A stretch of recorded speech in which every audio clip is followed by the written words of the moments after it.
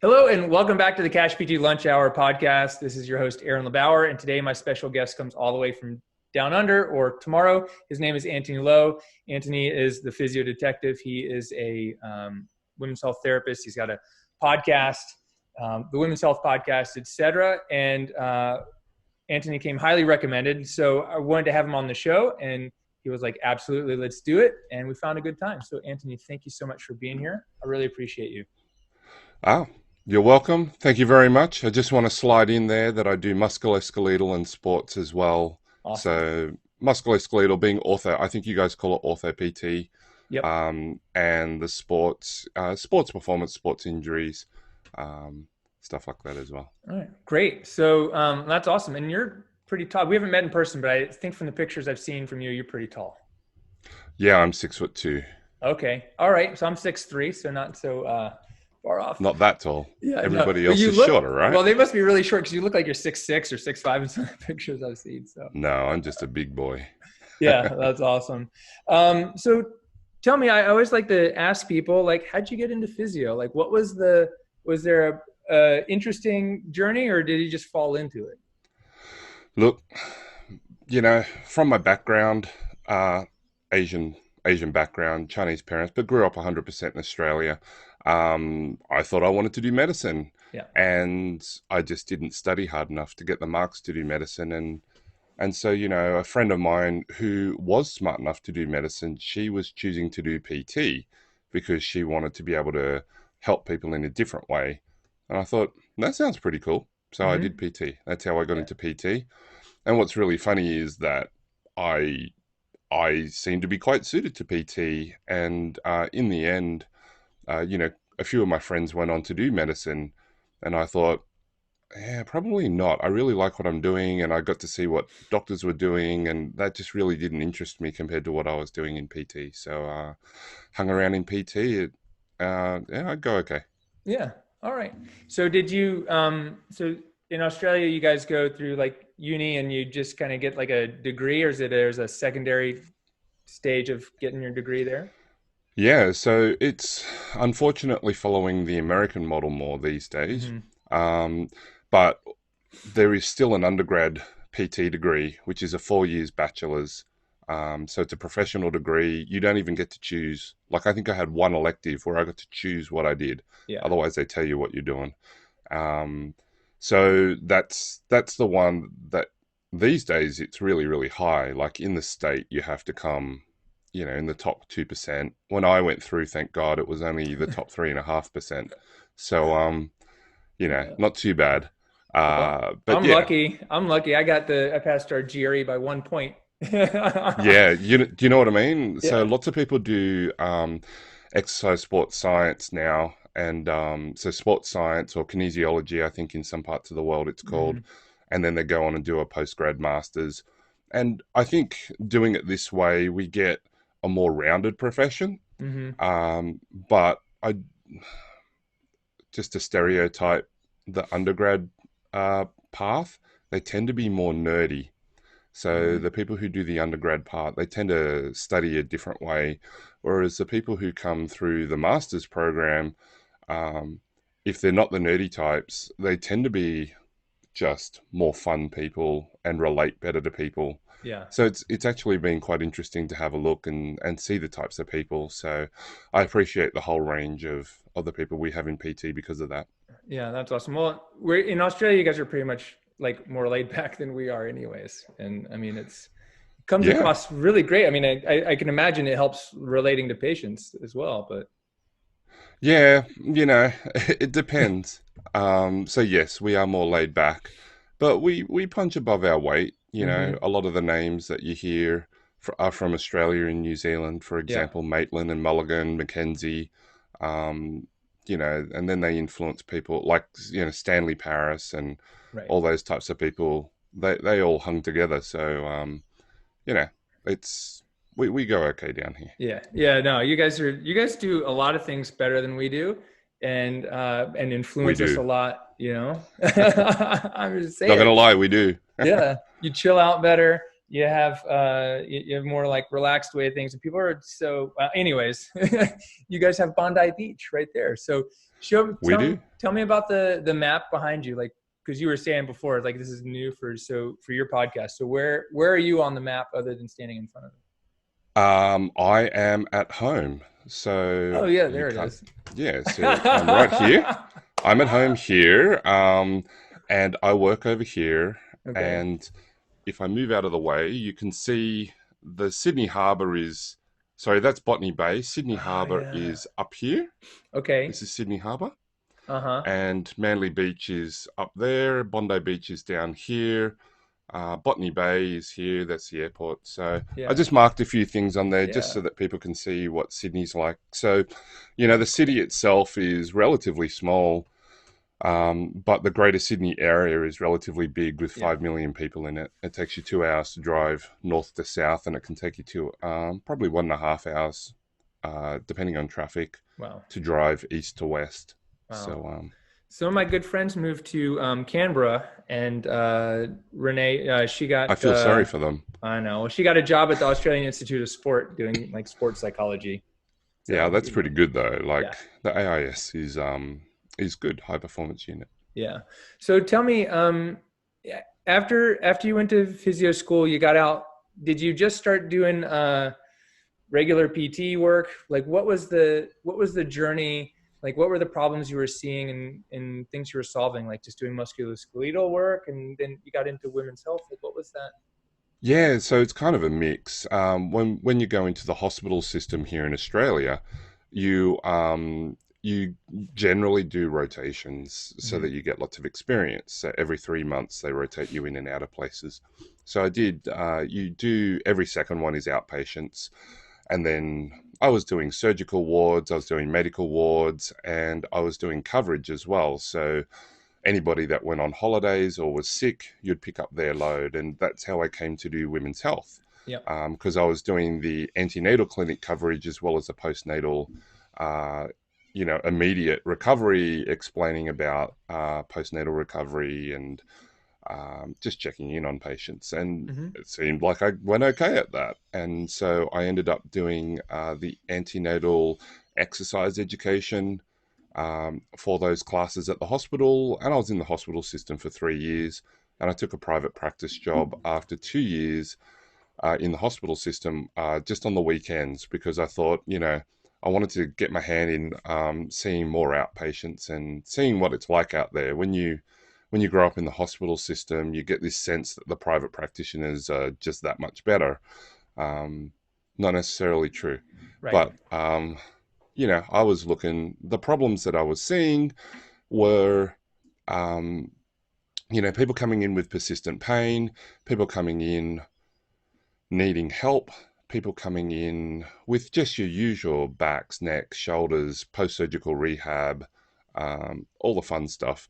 Mm-hmm. But the key moment, and I remember it clearly, was somebody asked me why I was doing a unilateral mobilization. They said, "Why do you do this to me?" And I said, "Because your back is stiff and I need to mobilize it." Mm-hmm. Right, but what are you actually doing? And I went, you know what? I'm relatively new. Let me go ask some other people. And so I went and asked, the seniors at the hospital, and they kind of gave me the same answer I gave my patient, which disconcerted me because it's like, hold on, we're doing things and we don't even really know why we're doing them. Mm-hmm. And from there, I just started questioning more and listening more. And, the orthopedic senior at the time was saying, you can't feel supraspinatus. And it's like, I'm pretty sure that you're right because we can't feel anything except the skin. And she goes, but upper trap sits all over the top of supraspinatus. And it's like, right. But that's kind of like saying I'm lying in bed with my blankets over me and you can't tell that I'm there because all you can feel is the blanket. Like Mm-hmm. that did not make sense to me. So I just started not looking up to people and started trying to make sense of stuff. And that's when I started taking post-grad education. And because up until then the post-grad education was things that was useful to me, like doing a burns course to fit Mm-hmm. burns garments, right? So great, I know how to do that. And, other useful things for when you're in the hospital, how to cast and all these other things. But because in Australia, all the PTs do the casting. Okay. There are no cast technicians. The physios, the PTs do it. And so that's when I started doing more musculoskeletal. And then that naturally evolved into a special interest in the pelvis, so the SIJ, the pubic symphysis, Mm-hmm. and the thorax. And, the relationship between the thorax and the pelvis is interesting. And so then you can't ignore the bottom half of the pelvis, which is the pelvic organs and the pelvic floor. So Right. I just naturally evolved into learning about that, as well as including my antenatal postnatal work.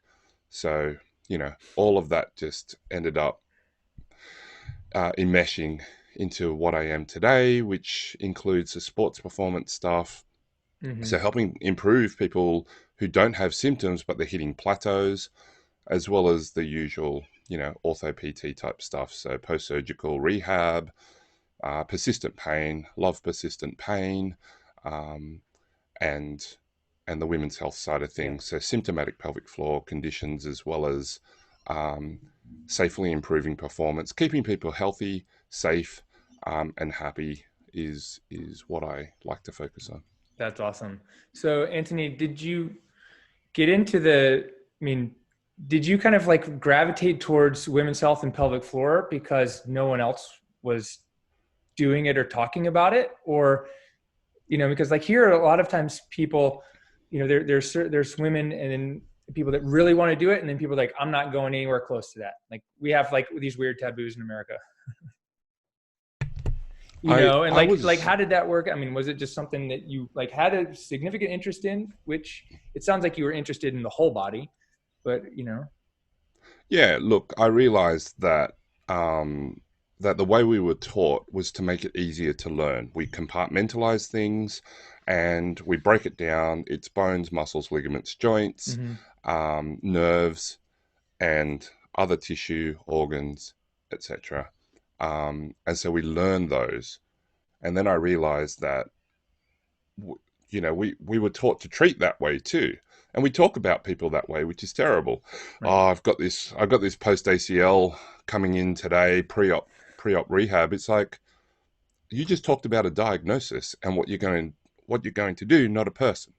Right. So integrating that back into a person is really important. That's number one. Number two is that I started talking about it because I just talk about what I do and the questions that I have. So stuff didn't make sense, and a lot of the stuff that I was doing for the pelvic floor, the pelvic PTs, the few that I interacted with were very pelvic floor focused, and so I'm like, yeah, but they've been seeing you for 2 years, 3 years, Mm-hmm. and they still leak. And I've seen them 2 or 3 times and they've stopped leaking. That doesn't make sense.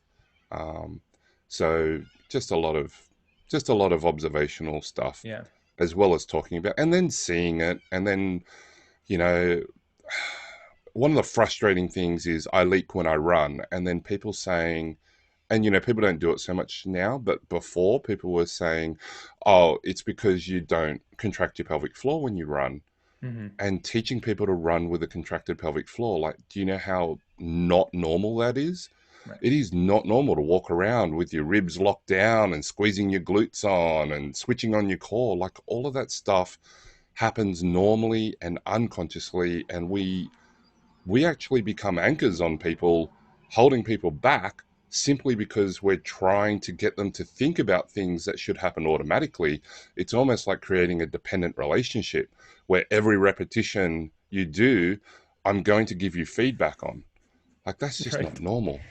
That was one of the hardest things for me out of physical therapy school was we were given all these complicated exercises that made people, it's like they had to think about it the whole time and they wouldn't do it because they couldn't remember all the instructions. I was like, well, that's not worthwhile. I'm just going to show them some modified yoga. And then I figured some other things out, but right. That sounds like you were having some of the same issues, and people, it's like people are not just dependent on the touch, but they're dependent on the thought of what do I have to do, right?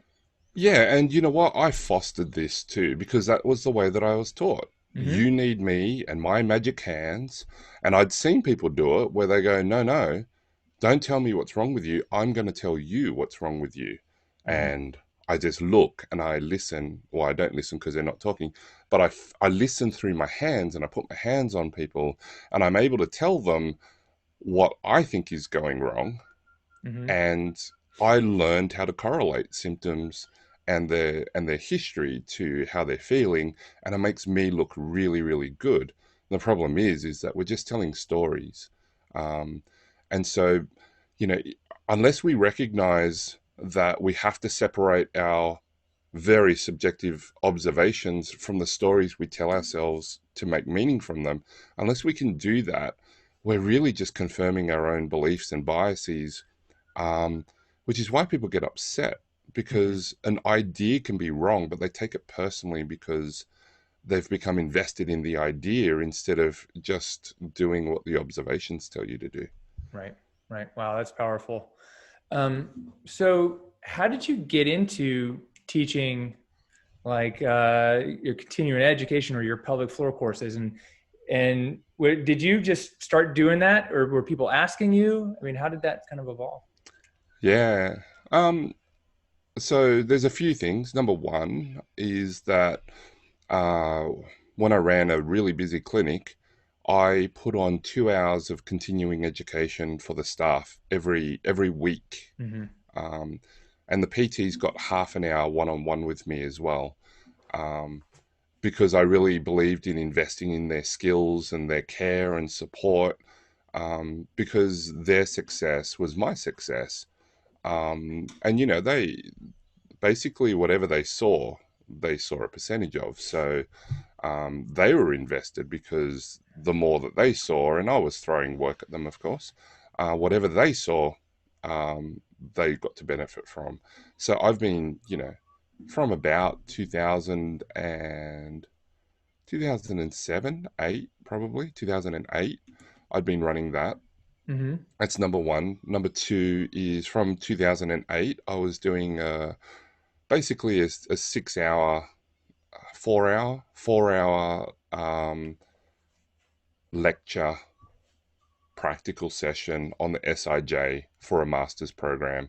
So this is like the equivalent of a residency type program or an F camp, a fellowship type program.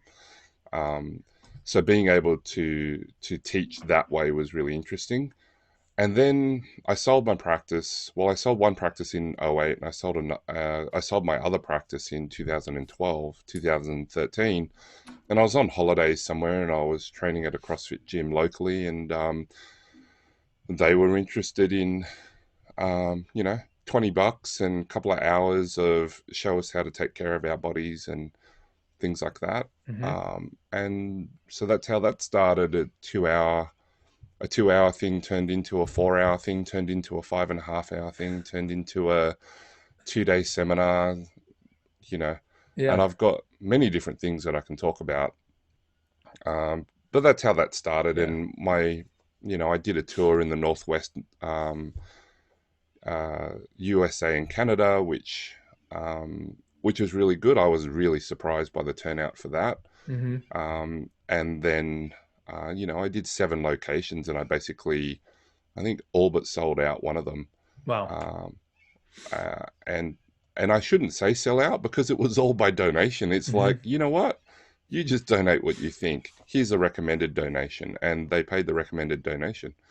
It was weird, Yeah. and um, and so then from that, people were like, okay, that was a 1 day seminar, so it was okay. Now we want a 2 day seminar, Right. so I did. Yeah. Did you do anything specific to market it, or was it something that kind of came up organically for you? Yeah, it's organic. The deliberate strategy was engaging on Facebook. Mm-hmm. Um, you know, up until 2012, I would say 2013, I didn't really get to um, get to find many people that agreed with what I did.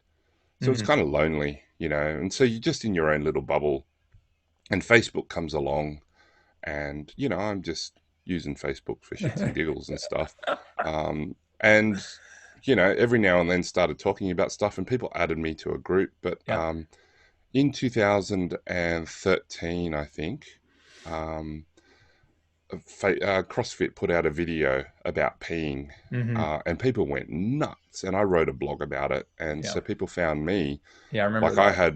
I had one person say, I've worked so hard on my Google Analytics to do this, and here you are, like you rank above me for this CrossFit and peeing thing. What are you doing? So she messaged me to find out what I was doing to get up there, and it's like I'm not doing anything, like I just talk about what I do. I was writing CrossFit Open suggestions on how to get through Mm-hmm. the Open, and different things like that. So deliberate engagement on social media and asking questions about things that didn't make sense, because Right. I don't believe I have the answers. I just have questions, and apparently people like my questions. Yeah. So Why do you yeah. think some people have a hard time asking questions? Oh, because uncertainty is uncomfortable. Mm-hmm. Questioning your own beliefs is difficult.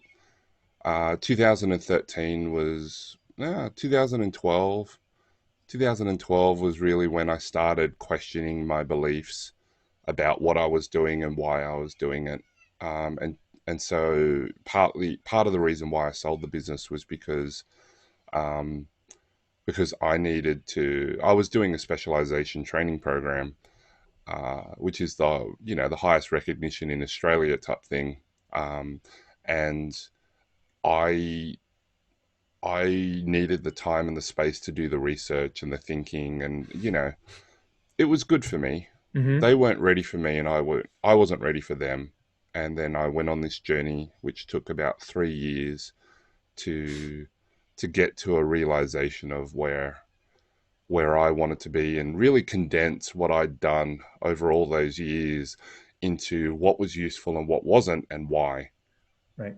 So yeah, asking questions is uncomfortable, asking questions is difficult, and just acknowledging that you don't know the answers can be really difficult for people, because we're trained to project confidence. Right. We think that we want a confident practitioner, yet I think people just want honesty and connection. Mm-hmm. Obviously, they want somebody who's technically good at what they do. I am technically good at what I do, but I just tell people if I don't know, or if it doesn't make sense, I just tell people, because there's no point in lying about it. People know because they just figure it out. Right. So why bother? Why Yeah. bother doing that? Just be honest. Have you ever had an issue, or has someone else had an issue with you when you asked the question and they I don't know, took it All the personally or just time, man. passed out? Okay. All the Yeah. time. I'm telling you, people place their identity in all sorts of weird places. Mm-hmm. So they place their identity in the training that they have, particularly if they pay money for a certification. Yeah. Excuse me. Mm-hmm. Sorry, I've had this cough for about 7 weeks, and it's not the Rona, so it's all Right. good. No Um, worries. We got the allergies here, so you know. so yeah, people place their identities in their certifications and their qualifications and the reasoning why what they do works. Mm-hmm. And so test retest is, something that Maitland introduced, for example, all those decades ago. And we we make this fallacious reasoning leap that, oh, I think your back is stiff, so I'm going to mobilize your back, and that's the thing that got you better, Right. which is absolutely wrong. It might have been one of the reasons why you got better, but there's probably a better explanation as to why you got better. Mm-hmm. And but people use that as evidence. But what I do works, and I use that as evidence. But what are you saying, that I didn't help these people? And it all came to a head because somebody who had 8 weeks worth of knee pain couldn't squat deep. I taught her how to do something and think about her thoracic cage in a different way, and she was able to squat pain free immediately, right? And she'd been seeing other people. Mm-hmm. Um, And when she didn't do it, when she stopped doing, and like, I taught her how to push in her ribs to start with. When she didn't press, she couldn't squat. And when she did press, she could squat. And that to me was proof that her ribs were out of alignment. And that was the reason why she couldn't squat, because it was affecting her chain of whatever, leading to the reason why she couldn't squat. Yeah. And so then I taught her how to do all those things, and it was really cool. Like, she did really well, and it's on my YouTube. 2 weeks later, she was able to squat deep with no pain. She didn't have to think about it. She was back to normal CrossFitting. And I got into an argument with Greg Lehman, who um, who's a good guy. He's a really good guy. If you ever get to follow his work, Mm-hmm. he's got lots of free resources. He says I'm a bit of a socialist, so he just gives away his stuff. It's really cool. Right. Anyway, we were in an argument, and he was challenging all my reasoning, and I was getting offended. It's like, what are you saying, dude? And I was fighting back, because I felt attacked. Mm-hmm. And it came to a head after about 3 days of back and forth on Twitter, right? And Facebook and some other places. It came to a head, and I said, what are you saying? That I'm not helping all these thousands of people that I've done this on? And he goes, no, I'm not saying that at all. I'm just saying that the reason why it works is probably different. And it was like all my defenses came down, Mm-hmm. because I realized that, oh, he's talking about ideas. He's not saying that I'm a bad person, I'm a bad therapist. He's actually talking about the reasons. And it took Right. me ages to realize that, like days of typing, right? And once I realized that, then I began to see that all the resistance that I was getting from people is actually about their defensiveness, about their identity, as Mm-hmm. opposed to um, you know, the intellectual pursuit of the truth, whatever the truth is. Right. So once I realized that, then it took me years, still working on it, to work on my languaging about how to ask people questions without making them feel attacked, Right. um, and That's to be able important. to challenge to be able to challenge them to change Right. without putting barriers to change in place at the same time. I want you to change, and yet the way that I'm doing it is putting barriers there for you, Mm-hmm. which just sucks and explains, all the backfire effect, for example. Yeah. Well, I Uh, mean, I totally see that, where the meaning of people is to create like discourse, but the way it comes across feels like, well, I just got attacked. Right. And it's probably the language of how they've typed it in. Right. And is there a way that you've found to engage someone to get them to think critically about what they're doing or how they're doing it? Like, is there a way that you found that comes across as warm and meaningful without being cold and prickly, like yeah, attacking people? yeah. I think repetition, Mm-hmm. that you just like I think it really starts inside yourself, right? So one of the things that I continue to work on, because it's difficult, Aaron, Yeah. um, is to just trust that people are doing the right thing and the best thing for people. And that's actually not the hard part. The hard Mm-hmm. part is the technical stuff, right? It's like, Right. why are you doing that way for that problem? Like, that doesn't make sense why you're doing that. Um, but that does not mean that they're a bad person. Right. That's just a product of their training. It's just a product of modeling. Their mentors had the same type of modeling, so they've taken on that type of model as well. Um, so reinforcing that they're good at what they do, and recognizing that despite what I think is technically inferior treatment, they're getting people better. And I had to look for that, right? Mm-hmm. Um, and And I had to realize that for every patient that was walking in the door complaining about all the therapists that they've seen that hadn't done what I did to help them, there's people that I saw who were doing exactly the same thing down the road, saying that I was one of the people that didn't do the thing that helped them get better as well. Because we Right. don't know what we don't know. And that's an ego problem, and to avoid that discomfort, we tend to double down on the things that we believe, instead of actually questioning, what if I'm wrong? Mm-hmm. Um, and so it's about discomfort. Yeah. Do you So think there's yeah, a right answer out there?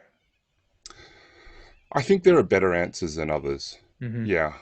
I think it's more about, it's so cliched. It's more about the journey. It's more about the pursuit, Mm-hmm. um, of what we're trying to discover and understand, as opposed to the certainty that we seek.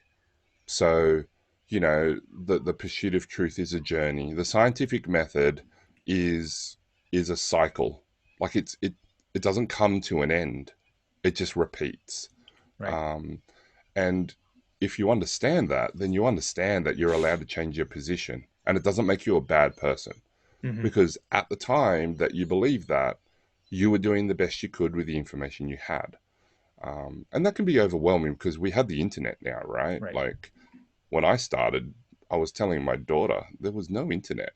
Like, there was no internet for university. I actually had to show up to class. I Right. can't just sit back and watch it at home on a recording or whatever while I'm doing something else. Like, I had to show up.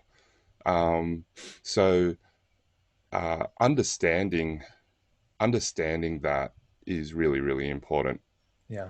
That's great. Thank you. I saw, like I mentioned this before, is that you've got one of these videos on YouTube of Matt Zanis, who one of the reasons I saw it, because I was, followed Matt because Matt went through one of my courses a while back, and I think you took him from deadlifting like 405 to 425, or maybe it was 385 uncomfortably to 405, something like that. It's a lot of weight, and it was some kind of core bracing or breathing pattern technique. You didn't really teach it in the video, and I'm like, I want to know what that is, but two, I think the conversation as it relates today is, one, what is it? But you did it without only talking to him, not touching him, and you got him a great result. And right now, today, March 31st, or no, it's April 1st. It's important to know that we can affect change through video or through words, right? Absolutely. Can you just explain a little bit, like, what did you do and why is that so, how is that so impactful for people? Awesome. So on the course, I teach people how to do the itty bitty contractions: pelvic floor, transversus abdominis multifidus, breathing. I teach them how to do those things because it's different, not because it's right. Mm-hmm. And that might be the different that makes a difference for people. It's not because they lacked core stability, it's just that their current pattern was associated with poor performance in Matt's case, or in other people's cases, symptomatic, suffering or in some way, right? So leaking, heaviness with pelvic organ prolapse, pain in some way, pelvic pain, back pain, whatever. Um, so in the video, which is public on Facebook, on YouTube, um, Matt is lifting 405, and he takes about 4 seconds to complete the lift, right? Mm-hmm. A 4 second deadlift.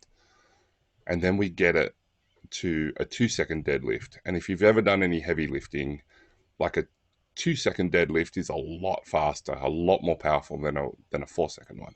Right. Um, I mean, you can see the difference just looking at it. It's like, yeah, yeah, night and right. day. Like, Yeah. qualitatively, it's just like, whoa. And everybody in the audience, of course, nice ego boost, was like, oh my God. Um, so what I did was I tried to get him to contract all sorts of things.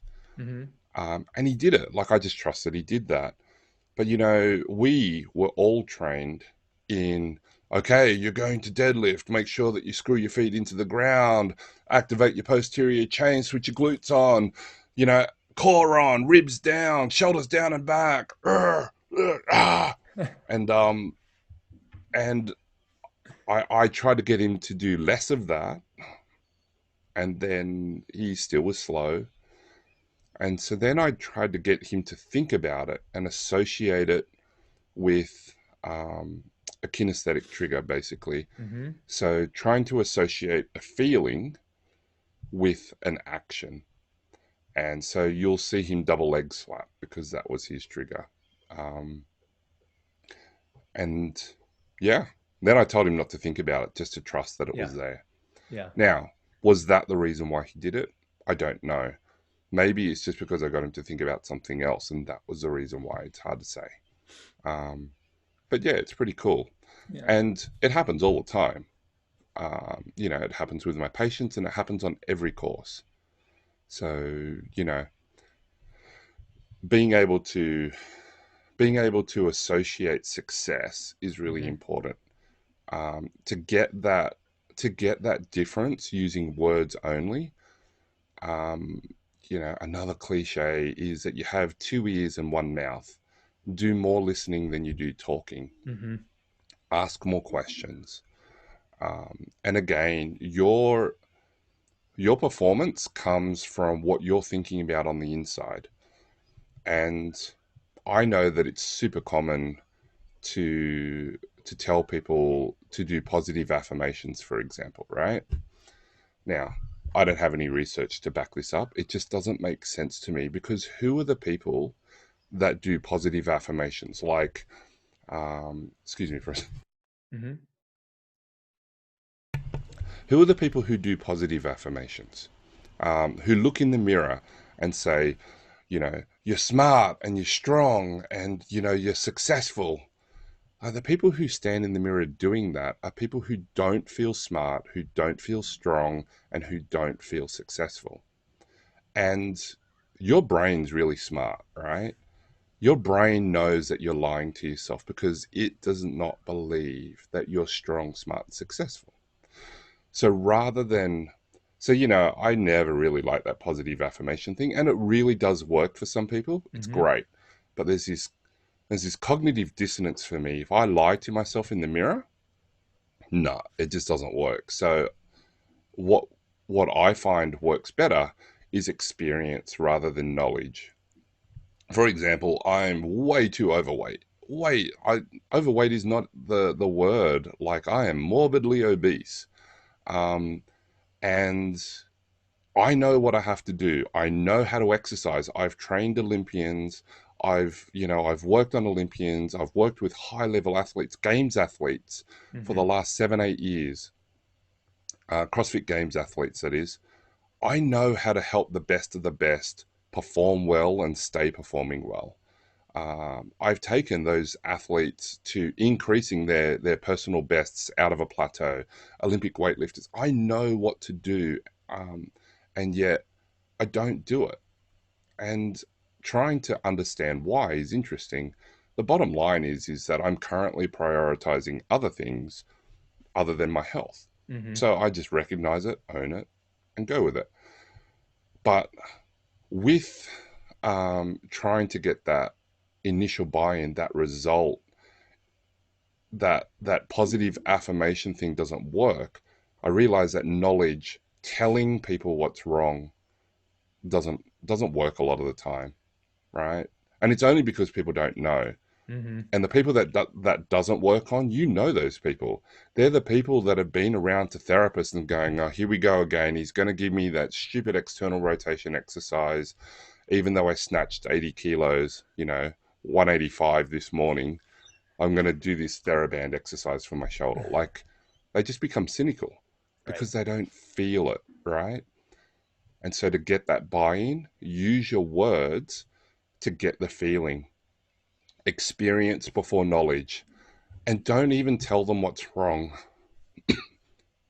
Um, excuse me. If you if you can generate movement experiments that challenges their beliefs, you only have to plant seeds. Mm-hmm. So you do things like, so you said that your core was weak, but you just did this. How do you feel? I, well, I didn't feel any pain. I didn't feel any problems. I said, okay, good. Do you think that that's possible if your core was weak? And you're going to get a yes, no, or I Love it. don't know, right? Right. And so if you get a yes, okay, you chose poorly, right? You didn't listen to them. So you chose a movement that just wasn't important to them, or they could do, or they knew they could do. If they say, I don't know, leave it alone. Don't tell them, right? Don't tell them. And if they say, no, I shouldn't be able to do that, leave that alone too. And move on and do another movement experiment and just start piling up on the this is confusing side, this shouldn't be happening side, until it gets to the point where they go, why is this happening? Mm-hmm. I don't understand. Because learning comes out of confusion. Learning doesn't happen when you believe 100% what you stand in and what you believe in, and somebody's trying to teach you something that's different. You don't learn from a place of certainty, you learn from a place of uncertainty. So you generate that uncertainty and you ask them the question until they get to the powerful moment of, maybe my core isn't weak. Right. Now I don't have to train them in core stability, right? But I could have told them that at the start, and then I'm just forcing my beliefs onto them. Mm-hmm. And that just doesn't work. Like, I mean, how well does it go down when somebody comes knocking on the door trying to sell you the latest religion, you know, try to shove it down your throat? Yeah. Very few people respond to that. Right. So why are we trying to do it in healthcare? Why are we shoving our beliefs down other people's throats? Why are we trying to be evangelists for the method that we believe in, instead of trying to empower them by asking questions to come up with the conclusions themselves? I love it. Right? I love it. What's the most powerful question you ask your patients? Is that really true? Mm-hmm. Oh, that's great. Wow. That's so awesome. So Anthony, I do want to touch on this because I, even like 2 weeks ago, people were like, well, I'm a pelvic floor therapist and how do I treat my patients using telehealth? I have to do a pelvic floor exam or an internal. I mean, as a man myself, like I'm not a pelvic floor therapist, but I treat a lot of women and some men who have pelvic floor issues. It's the secondary issue that they come see me for. We don't do any internal work. And I just love it. If you could talk just a few minutes about that, because I think that's really important for people to understand that if they haven't got it already, there are other ways to do this, and our patients need us to not say, no, I'm not going to see you because I can't touch you. Right? Yeah. So look, number one, I'm just going to recognize the difficulty with current technology, as well as the potential, the potential for the downside potential is immense. Asking, like, I don't do internal work, Mm-hmm. and I don't get people undressed to examine their pelvic floor. Um, so I work externally as as somebody who works with pelvic PTs. They need to see stuff, right? Right. If somebody's got lichen sclerosis, for example, you want to see the extent of that. Mm-hmm. And you can ask somebody to send you a photo. How dangerous is that? Getting somebody on a video call to visualize that, there are some people that are like, yeah, let's just do it. And then there are other people that would just absolutely balk at the idea. And I would balk at the idea as Right. a therapist. It's like, I don't want you getting undressed for me on a camera. This feels very, very weird. And if somebody's hacked into my system and is recording this somehow, like, that's all right. So I just want to recognize the difficulties. Right. Having said that, we are not able to see people in person if you're in a lockdown. Um, and so we are doing the best we can with what we have. And I can assure you that for most of the simple types of problems, we can we can affect change. We can make things happen. And I know because I've done it like a lot online. It's not evidence, it's just a small n Mm-hmm. equals 1 sample, but it's doable. For the complicated post-surgical stuff, initial assessments, it is very difficult. So do the best you can, but you don't have to say no, right? Um, we have to continue living, and we have to continuing assessing, and it's doable. So I've got some patients who are totally happy that they can see me in person, and I've got Mm-hmm. patients that are like, yeah, this isn't going to work online. Like, I don't think it's going to work, because what they're getting from me is then what they're not getting from me is what they consider important. Right. So there was one person I saw recently. It was a phone call. I didn't even see them. Um, she had a really bad headache, neck pain, and she's going through chemotherapy for cancer. And she thought she needed me to work on her neck to help it do whatever she thought that was happening, right? Mm-hmm. Now, consistent messaging from me is that I'm calming your system down. I'm not doing anything special. She basically, yeah, I can't go into specifics, Right. otherwise it identifies her. Right. Um, and so, you know, she has a really rare condition that resulted when she was young. So she has all these beliefs about them.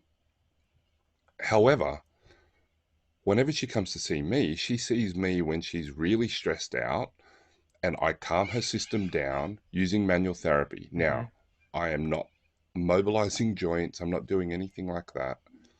I am calming the system down gently, and I talk to her and I let her talk. And that to me has always been the therapy. Let's calm her down, and she feels better. Right. Excuse me. Sorry. Um, and so I said, let me get on the phone with you, and if you don't feel this session's right, Mm-hmm. you don't have to pay. Yeah. And so we sat and we talked, and she realized that all the things that I was doing, because I finally got to explain it to her, and I just spent an hour and a half with her because it was important. Mm-hmm. Um, and because nobody can see her right now, right? Right. Like, she let somebody in the house, and I'm like, no, no, no. Like, if somebody has been on their own at home and has not gone out at all, maybe, right? Right. Right. Um, so yeah, no, don't let anybody in the house when you're going through chemotherapy. You don't have an immune system. Like, it just is. Mm-hmm. So she can't see anybody. She was getting upset, and just calming her down. And didn't touch her. Right. Better the next day. Wow. Same thing happened the other day. Neck pain, shoulder pain. Working on the computer. She doesn't normally work on a computer. Yeah, Wow. able to calm her down significantly by talking about the reasons why she has the pain. So it's definitely doable. Um, you just have to realize that maybe what's important is not what we think is important. Maybe what's important is the connection and the ability to talk to somebody who actually cares about them. Um, Right. and if you don't actually care about people when you see them, they can tell. There's something about it. They can Mm-hmm. tell. They can tell when you're a fake. People can spot fakes. Right.